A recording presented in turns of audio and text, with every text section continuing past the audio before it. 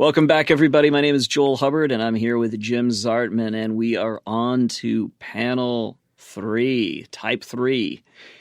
And this is still in the Heart Triad. We started that last time we talked, and wow, we're looking at type 3s, the performer.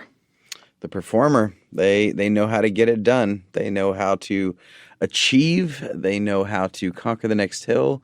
They know how to do what it takes to appear successful, to look successful, to change the game where they were not successful in order to appear successful.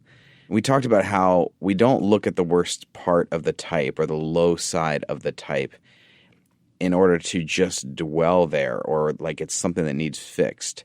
The point is that we self-sabotage the gifts we have to bring to the world if we don't deal with that. And this is very true for the 3. The 3 has incredible gifts to bring. You know, I had a conversation recently with the type 3. We were talking about and dealing with a lot of the low side of the 3. And I paused for a moment and I said, listen, everything I'm saying has nothing to do with what you might be anticipating me communicating to you, which is you're not supposed to be successful. Said you are supposed to be successful, and you will be, because that's your gift of the world. Yeah. And you teach the rest of us how to succeed. And once I said that, it was this moment of, okay, because I find that it's just human nature with all types that we tend to focus more on the things that are not working really well, unless you're a type 7, which you kind of tend to focus on only the good. But most of us really focus on the things that are not going well. And then we can kind of lose energy. You're just sort of always in that place of darkness, forgetting that it's not about not where you're going. It's about where you're going. And as a type 3, you're supposed to succeed. You're supposed to change the world in very practical ways. And we need you, type 3s. And so, as Jim, you said earlier, is we're not looking to deal with that alone. We're trying to say that this is the reason why we look at the low side is because it's sabotaging your success in other dimensions. Maybe you're successful in terms of your career, but what about your family? What about your health? What about your joy? What about what's true to you on the inside? You know, what do you really want to do? Who really are you? And when you tune into that, it doesn't turn out to make you less successful. It actually increases your measure of success and even achievement in this world. Because the idea of real success is holistic. It's in every area of life. I'm grateful. There's a lot of you 3s have found incredible solutions that no one else could find. You employ a lot of people who may not otherwise have jobs. So we definitely want your gifts in the world. But not at the expense of everything else, not at the expense of your health, not at the expense of your relationships. And so many 3s have told me that they have a fear of looking at the dark side, a lot more than the 4 or the 2 does. They have a fear of looking at it because they're afraid if they look at it, they won't come out. If they actually look at this darkness, they'll get stuck there.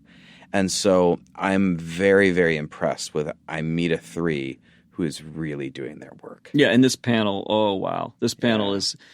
You guys, you're in for a treat. This panel is very self-aware and open, but it's funny because type 3s will admit that I can do that as long as I can appear successful, even, if the rules of the game are I have to be vulnerable and open. I know how to succeed at that too, right? So, but that's not what's going on here with this panel. They're really doing their work to be open, to deal with what's going on inside of them, and to really learn to be authentic, to be truthful about who they are.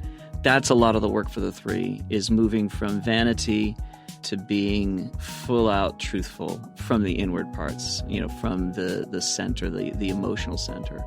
They're the anchor point of the emotional center, and yet they're between the 2 and the 4, the 3 is the least self-aware.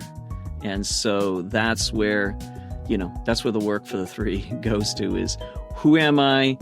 What's going on inside of me emotionally, and can I be honest about that? And so that's the work. That's a lot of the work for the 3. And it may sound incredibly scary if you are a 3, But threes who do their work are unstoppable people. They are incredible lights in the world. And by the way, once they do each type, you're absolutely right, because once each type does the thing that they struggle with the most, it's actually more beautiful and more impactful than the rest of us who don't struggle nearly with that issue as much. Right. So when a 3 tells the truth, it's like, oh, wow, that's really profound and amazing. And you'll hear that on this panel. There's some incredible stuff being shared, and it takes your breath away. So let's get to this 3 panel, because whether you are a 3 or you are doing life with a 3, I think this will really benefit you. So without further ado, let's listen to these 3s share what it's like to be them.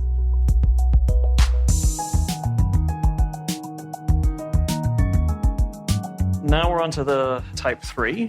Type 3s report that they have a high need for success in their lives, for achievement. And so I want to begin by just asking that question to you guys and see what's in that. Why is it important for you to succeed? I think for a 3, the feeling is, well, what else is there? It's like, that's what it's about, being successful. And I thought everybody felt that way, that that's what it's about. And shouldn't that be what you think? Why? Well, here's where the growing and the stretching happen, because you want to look good. You want to look good. You want things to go well. A 3 does not like dealing with failure. So you're always putting yourself in situations where you don't have to fail. You sort of size up a situation ahead of time. Will I be successful? Okay, I'll go for it. Will I not be successful? I will probably pass. As you grow as a 3, the sense of things I would like to do, like drawing, sculpture, I would love to do that, but I'm afraid that I'm not going to be successful. And it's something that's external, other people can see. So it's a little bit like, wow, people would actually be able to see my failure if I did something like that. Okay. And as I grow as a 3, it's sort of like, that's really not important what people think. It's important that if I feel that expression rising up in me, that I give it voice, regardless of the outcome.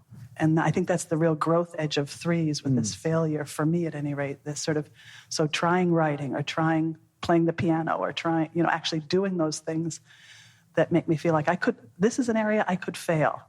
And how bad would it be if I did? And it's not that bad, generally. You're scared of them, And I think there's an element of just joy that comes when you achieve something, when you're successful. It's kind of the reason probably why my kids think I'm like hooked to Candy Crush, because you can beat that level and you're like, I achieved something. It kind of gets that wiring going in your brain.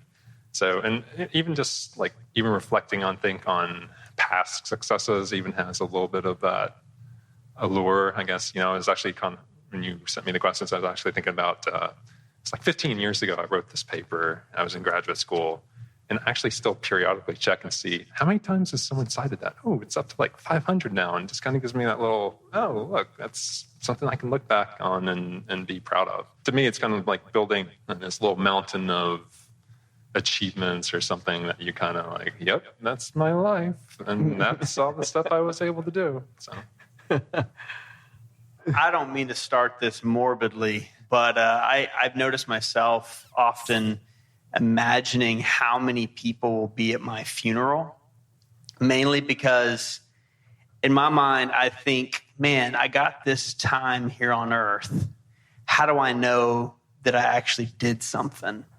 And so success for me is part of how I validate my existence. It's how I add value to myself and give myself a sense that, okay, this opportunity on earth was worth it versus a drain on other people or a somehow neutral effect on the earth, if that makes any sense. Yeah, wow. I mean, you guys have already hit on a few things, which has to do with the need for affirmation, encouragement, attention from the world around you. And, you mentioned a little bit of that, but then also how you're growing towards desires that are more true to the self. And then you mentioning, that this idea of worth. A lot of threes report that I have this need for worth, or worth that comes from the feedback I get from the world around me. So maybe talk about that, how that's playing itself out in your life, and what are some ways you're working towards a little bit more away from the world's feedback and from that internal drive. The thing I mentioned about how do I feel? The thing about the three, as I began to understand it, I never stopped to think about how I felt. As a mother, you're concerned about how everybody else feels. And I hit a place when I stopped raising my kids, and it was like, well, who am I? Who am I outside of this role? So I think you tend to have these roles you play, but when that role is gone, there's this sense of wandering of, if I'm not having a role, then who am I? And I can't always answer that question. How do you feel? What do you think? What do you want to do? Well, what do you want to do? That chameleonness of the three is an important place to be. It's important to you because you feel that that's good for other people. It's good, you're sort of manipulator in a way. But when you get down to who you are, it's really hard to find out who you are. Say a bit more about the manipulation. What do you mean by that?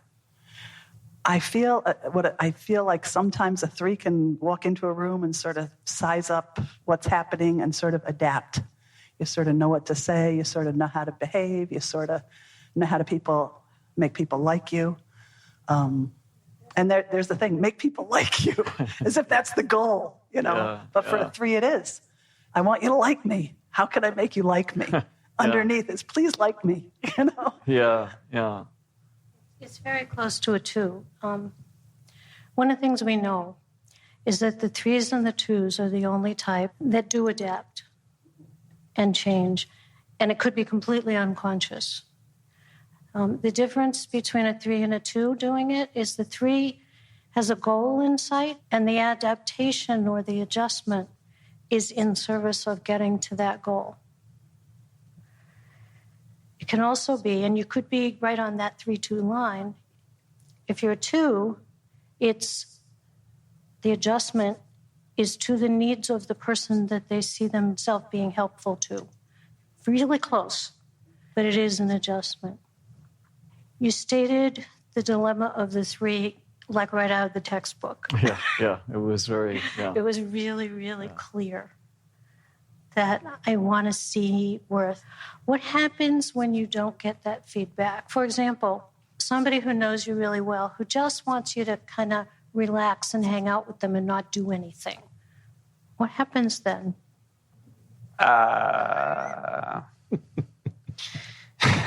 Deer in the headlights. Well, when it comes to my wife, if she just wants to hang out, I justify it in my mind as I am being a successful husband by spending time with her because this is what she wants. Which I'm not trying to make her a project, but in my mind, I think, okay, well, maybe I'll get some relaxation out of this in the process, but at least I'm spending time with her and it's good. I hate to say it this way because I think this is more where you're going. If there are certain people, let's say, because I pastor a church, and so if they don't go to my church, I can't justify it as my work. They're not a part of my family. I can't justify it as I'm doing that role. They're someone who doesn't necessarily help me check a box in some area of life, who just wants to hang out. I have a hard time being content in that moment and just caring about that person for who they are. Yeah. Oh, boy, yeah. So here's the thing. You know that you are more than the type. Somewhere in there, you know that. Okay? The growth path is to bring that more and more into consciousness and get okay with it. You are not just what you do for us or for the world. You couldn't pastor if you didn't know it. The way we were taught, and I've said this before, I'll say it a different way, is the type is kind of like a structure that's over us. It's almost like a little cage, and we're attached. And the growth path is to very gently and very slowly loosen those pins so that we can't make it go away, but we can loosen it. And for the three, I couldn't have said it better. It's to remember, wait a minute, my worth does not depend on what I do. I hope that's okay. I went right at the center of the type. Yeah, sure. The more you can remember it, and it doesn't mean you got to go hang out with people you don't like or that you don't see any reason for, but we need you to learn that you're more than what you do so that you will actually learn to relax. And until you can unhook that a little bit, you can't settle. So much in that I want to mine even more. I want to go even deeper. Okay, so like you mentioned about self-awareness, which I think is so key because there's a distinction between self-knowledge and self-awareness. Self-knowledge is what you gain when you learn about the Enneagram and you learn about your type. And you say, oh, yeah, okay, so my type does this. Self-awareness is to actually see it while it's happening, in the moment, because that's when you can hack the pattern. Prior to that point, you're just always in reaction or in reflection looking back saying, geez, I wish I hadn't done that. Or I wish I could have been more authentic in that space, right? That's one of the paths towards the virtue for the three is moving ever towards truth, veracity, authenticity, being yourself in all situations of life. And you guys have done some work on that and growth in that area. But that self-awareness is where that moment to stop, to pause, and to say, what's going on right now? Some of my clients, what I tell them is look for the cues. You've got cues going on all the time in your system. Your body acts, tension, something's going on. But those are little hints that something's off. And when you pay attention, you just pause for literally 30 seconds. What's going on? What's happening in my head right now? What's happening in my heart right now? What am I feeling? Oh, that's what I'm doing. I'm doing this thing of shape-shifting or feeling like I need to perform right now for these people. Okay. What do I want to do in this moment? So rather than beating yourself up and getting down on yourself, it's more of a moment to pivot, to choose like I can do something different. And if I do, that begins to unravel the type structure that you were talking about that's around you. So anyways, yeah. I think on some level I've sort of experienced that, begun to experience that. I mean, I started studying the Enneagram probably 10 years ago. But about maybe 6-7 years ago, I went through a big health crisis where I had to ask other people for help. Like I needed help.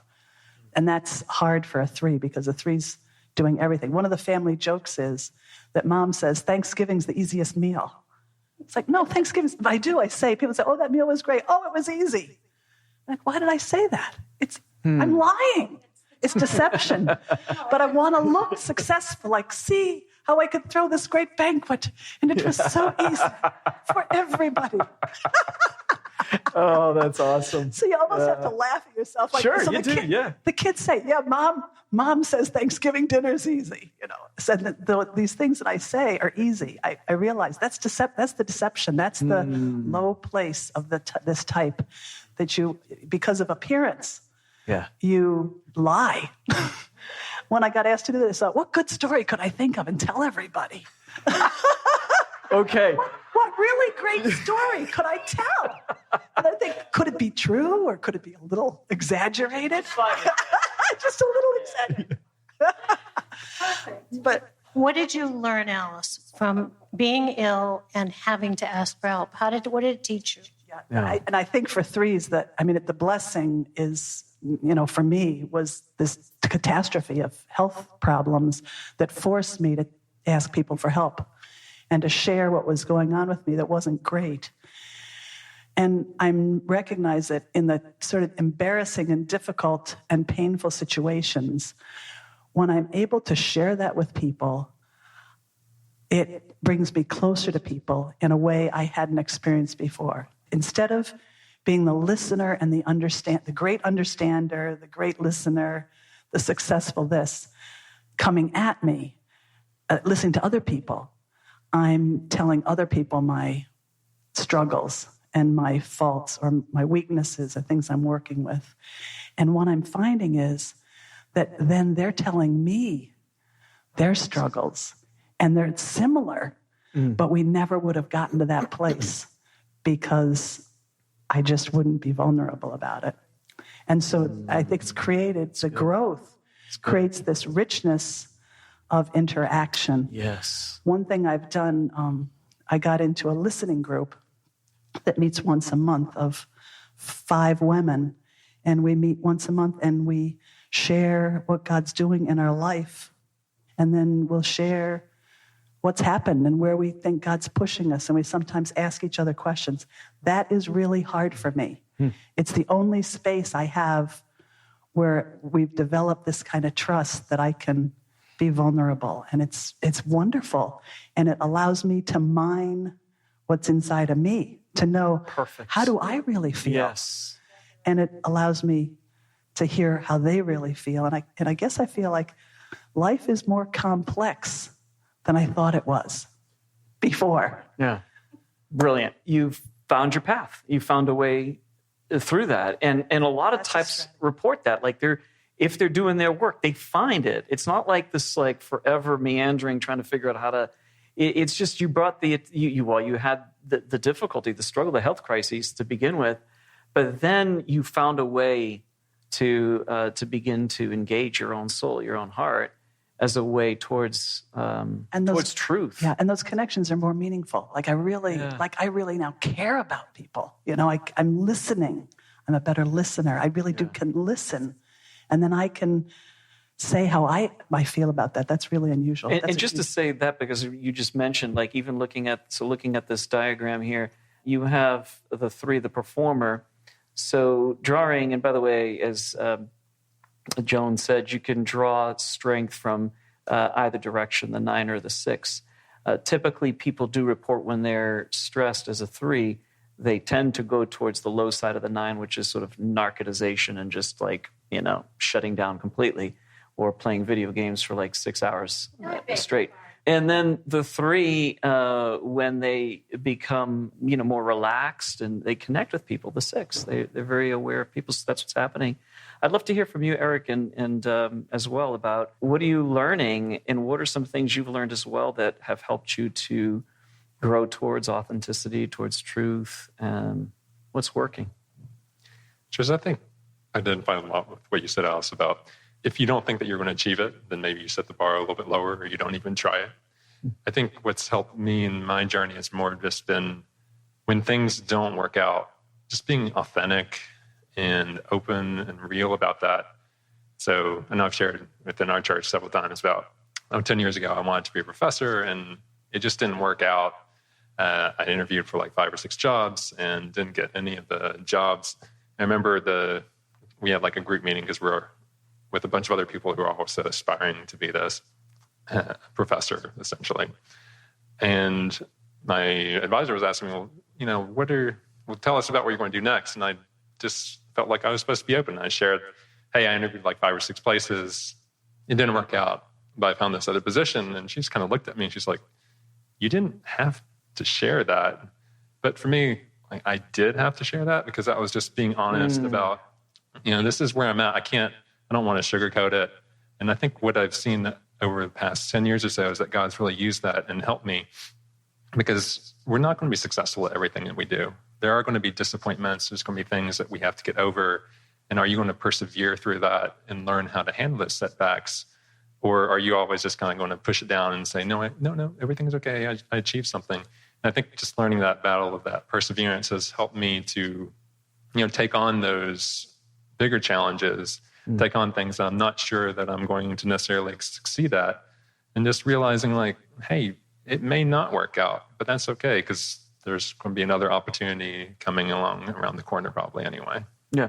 So, and for those of you who don't know about, and maybe you didn't pick up on the type 3's tendency to reframe even failures and to turn them into successes. Like it didn't go exactly how I planned it, but you know what? It turned out to be a really wonderful thing, and on and on and on. And it's a way of not feeling the failure or appearing as a failure in the eyes of other people. And that's when Eric's talking about that, like the needing to actually say, this didn't work out. Each type has a particular thing you must do that goes against your type that becomes your path, so that's what he's referencing, and that becomes your way towards health and towards even more success. Because here's what I believe about every type. The thing that you're made to do, you put the performer, the 3, that's how they're gifted. There's nothing bad about that. That's actually a wonderful gift to this country, huge gift. So it's not about becoming less of a performer. it's the low side that kind of sabotages even that process at times. And so it's just becoming aware of that. Love to hear from you, Kirk, as well. Like, what are some things you're doing to move towards authenticity and, veracity? I'll start with something that happened fairly recently, a couple different situations.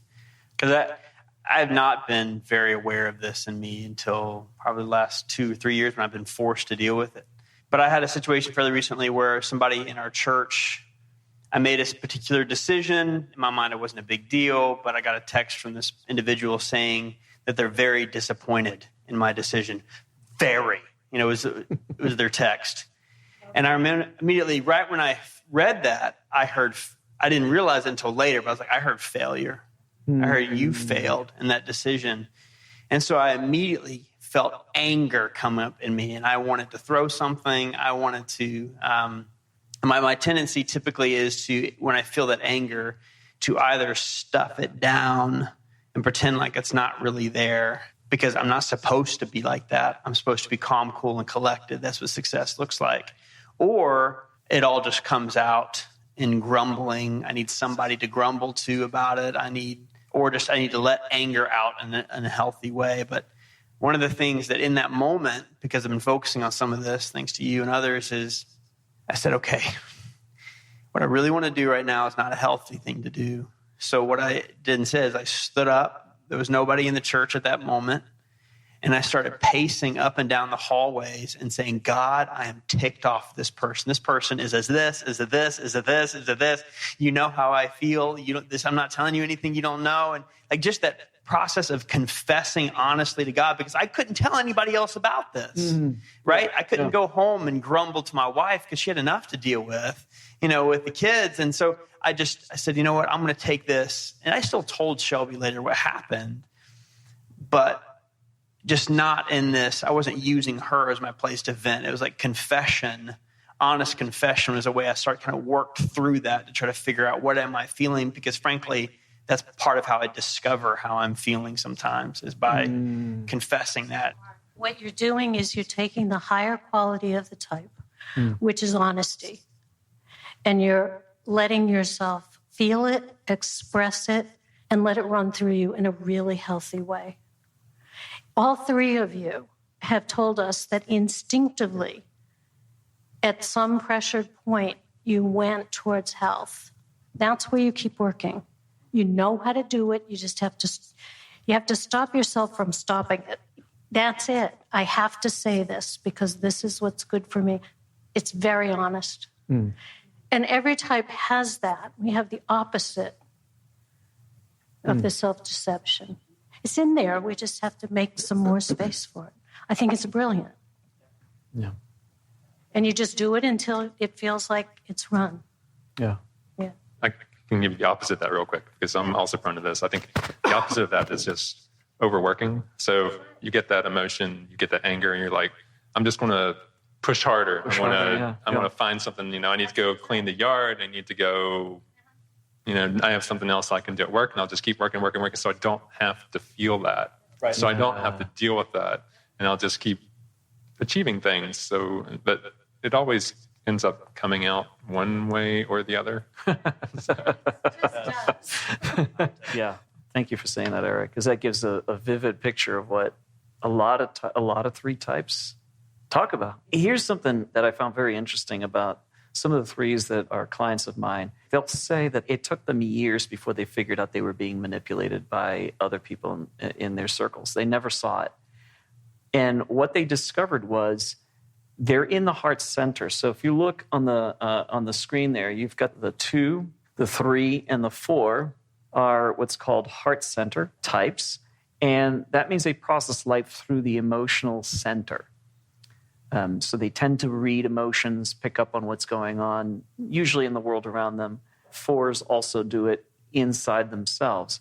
3s are often the least aware of what's going on internally in their own emotional world, and yet the anchor point of the heart center. So they read the world, right? You guys read the world around you from that emotional center. You're picking up on the cues.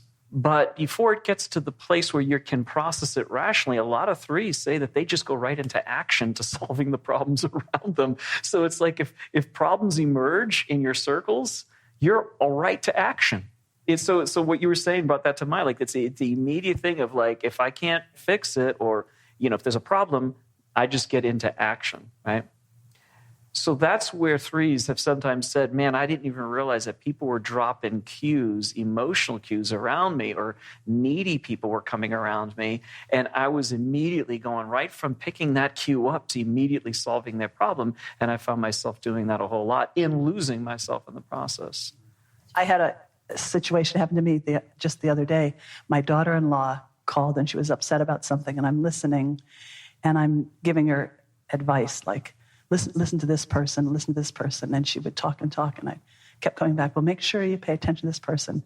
And finally, she said, you're not listening to me. She said it with such power. I was like, wow, I thought I was listening to you. But I wasn't. I wasn't really listening to what she was saying. I was trying to make sure she heard what I was saying. And so it's tough to be a three and a good mother-in-law, I think. That's all I'll say about that. But it did wake me up in the sense of, wow, she's sort of right. I'm not listening. And it made me step back. It's the same as we were talking about here, though. The type in you was not listening and was going to solution. Somewhere in there, you were taking in all the emotional cues. Yeah. As Joel's saying, which is why when she stopped you, you could actually hear her. So it's always both. And we're trying to make that positive that got stuffed a little louder and the type a little softer. It's a good example. Let's take some questions. Do you find that the first emotion that comes out is anger? And then you have to try to figure out what you're really feeling? This is one of those interesting things, and I'll give a backdrop because I'm trying to figure it out as I talk out loud. In high school, I would have these major blow-ups. I would start to feel stressed, and then major blow-up anger would just shock, and it would surprise me. And then I went through college and grad school after that, and it was pretty calm. I didn't notice that as much, but I also recognized that what are you doing? Writing papers and turning them into professor? There's no significance, right? I'm doing this to prepare for significance later, but it's not like my life and these things don't hang in the balance, but since being a pastor, now my work matters. Again, in my mind, now it matters. And so I've noticed the anger's come up again. And yes, I think now I've noticed how I won't know how I'm feeling until I get really, really angry.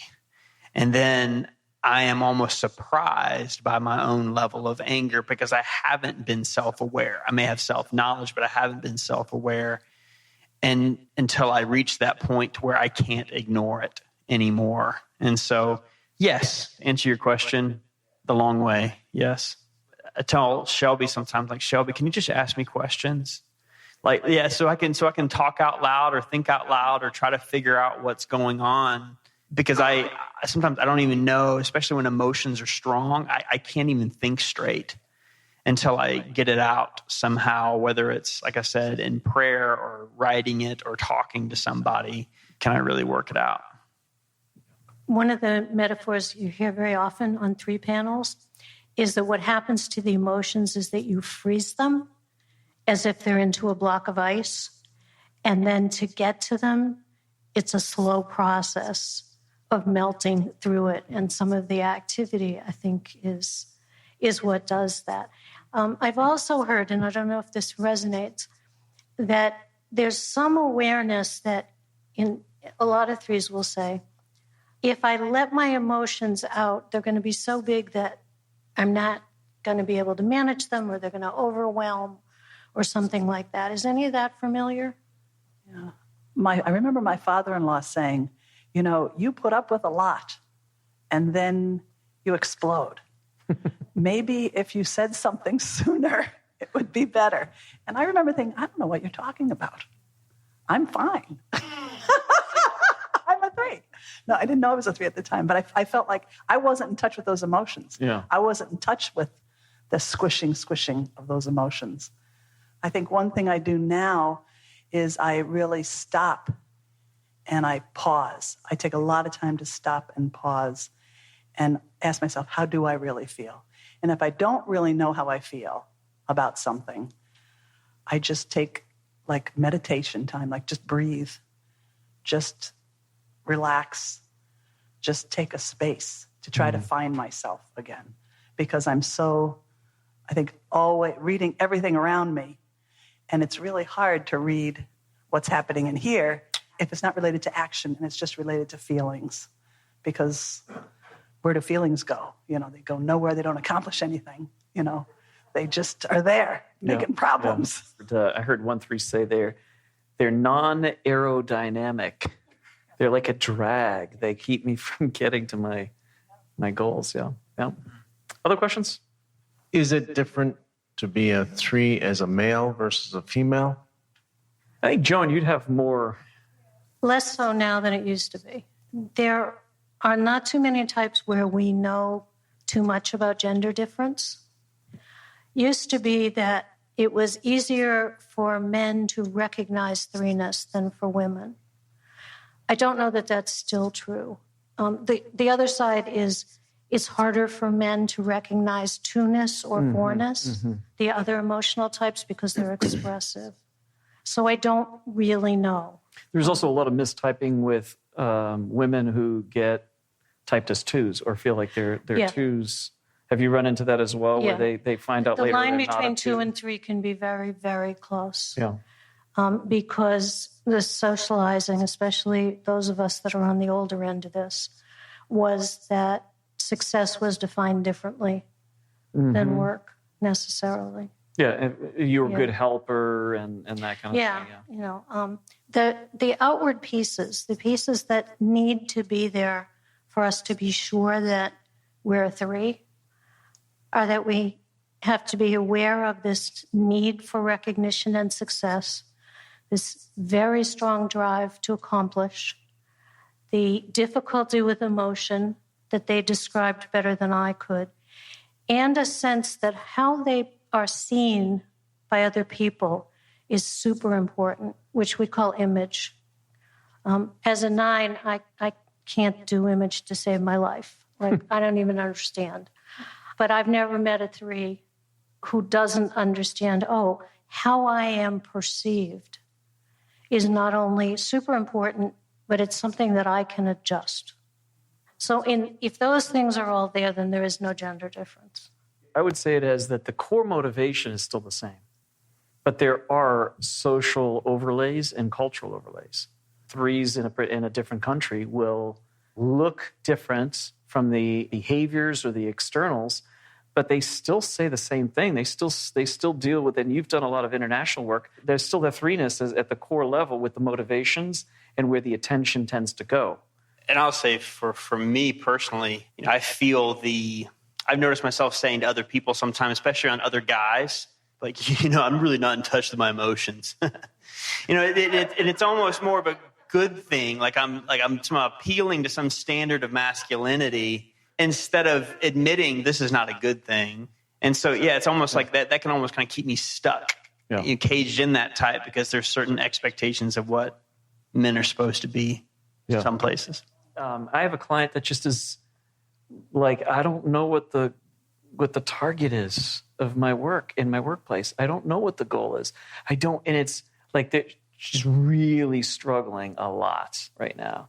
And she feels like, I don't know what that looks like anymore. I don't know what success looks like anymore. What would you say to another 3 who's struggling in that space of like, I don't know what to do because I don't know what the goal is, what the target is? Almost create a hypothetical. I have done this before with some people. So the givens are, you're in this job, you have to stay in it. This is all you know about it. What could possibly feel successful within this? You validate that she needs the success. Yeah. Just like Kirk just said. And maybe it's emotional, and maybe it's a stretch, and maybe it's unconventional, but it's got to be there. Yeah. When we say the threes need to do their work of transformation, it's not that they stop focusing on being successful or achieving. That's not the work of the three. It's the desire, the need for affirmation, to appear successful, that internal need, because that's the part that becomes the contracting force that starts to pull down on that creates the personality type. It's that I need this rather than I don't need it, but I'm successful. What I do need is I do need clarity. I do need to know what we're aiming at so that we can aim at it. Yeah. But I don't have this need for my own sense of self-worth that's chronically there all the time. And even if it is, I've become self-aware that that's what's going on. So I can choose a different path.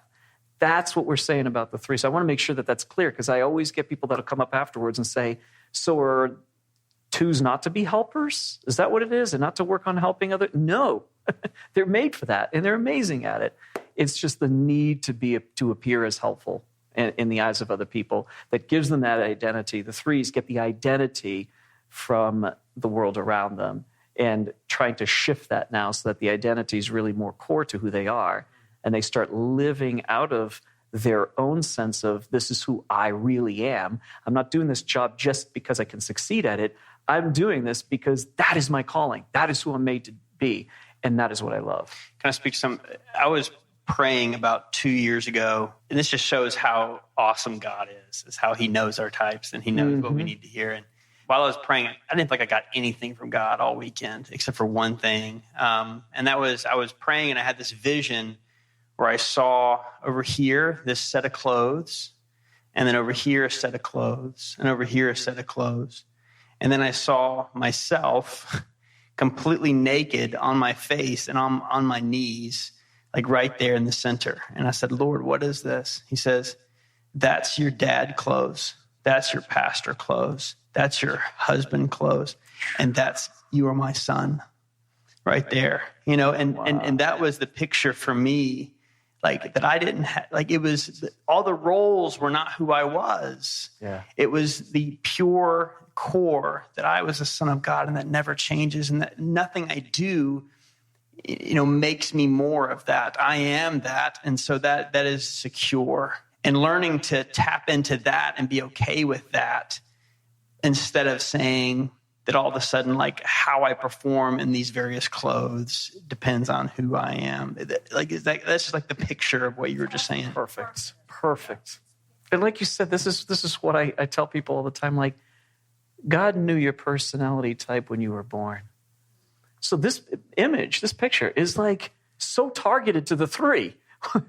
There's no other type that struggles with that nearly as much as the three does. You know, any one of us could have had that, and it would have been, helpful. But to the three, that's like core to the type.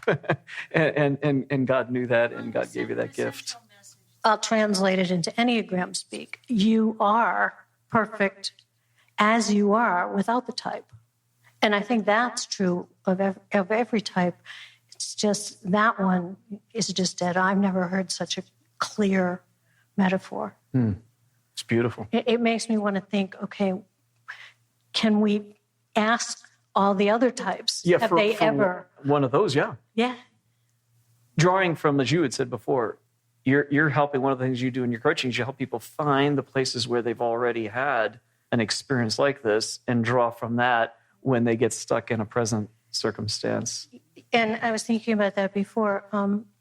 Many of us at the beginning of the study will insist that we haven't ever had those experiences of being enough or perfect or whatever.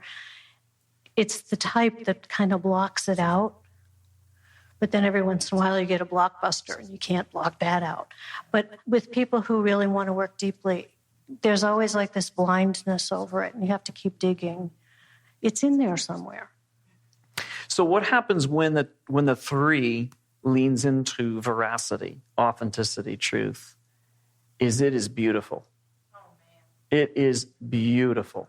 Yeah, because you live with the three, so you know what I'm talking about. There is nothing more beautiful when the type leans into its virtue.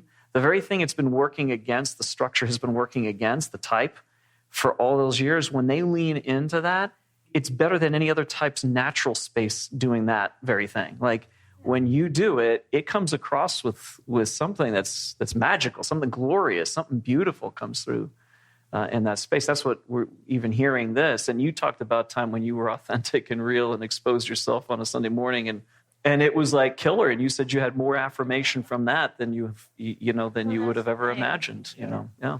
The type is kind of one way to look at it, and this comes from David Daniels, who was one of, you've learned through his books, but I was lucky enough to learn from him. The type is a mimic of that higher quality. So that veracity and honesty and ability to accomplish is natural to you. And the type is kind of a pale imitation of that real. And you can go all the way around the Enneagram, and you've got that same situation going on. Oh, yeah. I mean, we could talk about all the types just as an example. The 7 stereotypically appears always happy, always bubbly, always joyful. It's not true on the inside, but because the structure has that. But when you start to get into doing your work, the true joy starts emerging through there. The need to consume the world and chase everything. When the 7's finally restful, it is able to consume a whole lot. Like, there is this ability to take on 100 different projects or, multiple things, but it doesn't need it, So each type has that, where it's not something you're chasing for a particular need to protect yourself. It becomes freed up to be what it was always meant to be, and that's the true self. And so that's what we're seeing here. A lot of it coming through you guys, which is really awesome. Yeah. I want to say thank you to the panel. They did a great job again. Amazing. And thank you so much for that. It's really good. Affirmation to the 3. Very successful job. Yes. You succeeded at it. It was wonderful. Thank you. So I've loved seeing new names pop up the last few weeks on the Facebook page. And if you haven't joined us yet, you can do that at the Enneagram Panels Podcast Facebook page. We'll have some discussions over there. If you are interested in coaching through the Enneagram, you can contact Joel, our Enneagram coach here, at www.joelhubbard.com. And this is life coaching corporate. If you want to have him in your organization, just contact him there and we can figure out the details. So my name is Jim Zartman, and my site is www.jimzartman.com. As far as what we're talking about here, if you are in a relationship and would like some couples coaching, you can contact me through my website. And my wife and I, it's couples coaching couples. It's the idea. So special thanks to Vine 39 Church in Stoneham, Massachusetts for making this podcast possible, vine39.org. This podcast is produced by me, Jim Zartman, at my studio, Talkie Records in Lynn, Massachusetts. And thanks again to those leaving us a review on iTunes. It helps people find the show. And if anyone else can do that this week, that would be awesome. So thanks to all of you, and a special shout out to you 3s this week. May you be successful in every area of your life. So until next time, everyone, please breathe and grow.